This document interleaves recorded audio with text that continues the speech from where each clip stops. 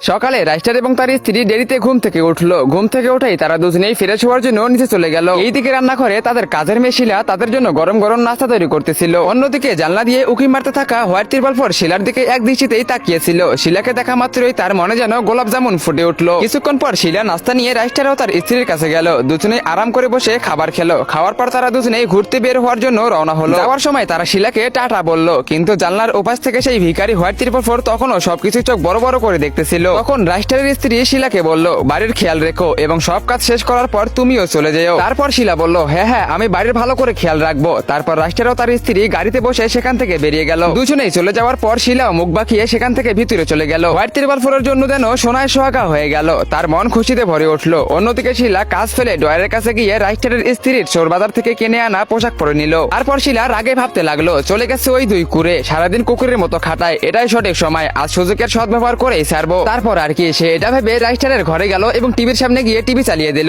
এবং সে অনেক বেশি মজা করতে লাগলো। কিন্তু ঠিক তখনই পিছন থেকে হোয়াইট ত্রিপল ফোর চিৎকার করে বলতেছিল, এই চমক চলো একটু পিছনে তাকা। তারপর হোয়াইট ত্রিপল ফোর নোংরা ইশারা করে বলতেছিল, এই টিভি দেখা বন্ধ কর, চলে আয় আমার কাছে, আমরা দুজন একসাথে অনেক বেশি মজা করবো। তারপর আর কি, শিলা এই কথা শোনার পর সোজা একটা বন্দুক বের করলো এবং তাক করে তার ৭২ লাখে গুলি করে দিল।